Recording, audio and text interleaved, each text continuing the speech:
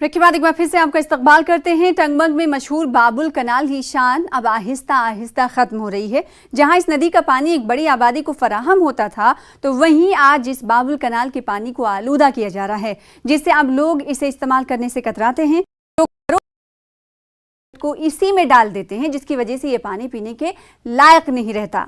कुछ लोग इंतजामिया और दीगर लोगों को इस बाबुल कनाल को साफ करने का मुतालबा कर रहे हैं, ताकि ऐसे वक्त में हर शान रफ्ता को फिर से बहाल किया जाए।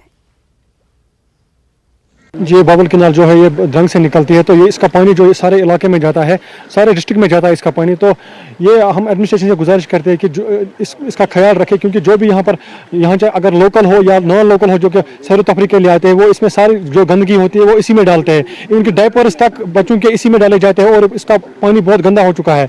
तो हम एडमिनिस्ट्रेशन से एक बार फिर से गुजारिश करें इस ख्याल रखा जाए, क्योंकि ये पीने का पानी है जिसको हम आज हाथ भी नहीं लगा सकते हैं, क्योंकि इतना गंदा हो चुका है ये। तो हम फिर से यही गुजारिश करते हैं कि इसका ख्याल रखा जाए। सर, बाबुल कैनाल जो गंदी हो चुकी है, इसमें मुलव्वस मतलब हम ही है, लोकल है, एज वेल एज इसमें जिम्मेदार एडमिनिस्ट्रेशन भी है किसी हद तक।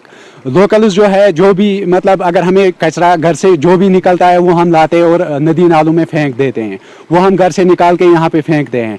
तो जो भी चाहे लेटरिन हो, चाहे कुछ भी बाथरूम्स का वेस्टेज वो भी हम क्या करते हैं, हमें मतलब ये सबसे मतलब ये लाते हैं और फेंक देते हैं नदी नालों में, जो कि ये पानी गंदा हो चुका है। आज से 5 साल पहले अगर हम बात करें तो इसमें इंसान नहीं उतर सकता था, डरता था, क्योंकि इसमें बहुत ज़्यादा पानी होता था। लेकिन दिन ब दिन पानी कम होता जा रहा है। वजह क्या है? यही है कि गंदगी बढ़ रही है। इसमें पानी ज़्यादा से ज़्यादा लोग गंदा कर रहे हैं।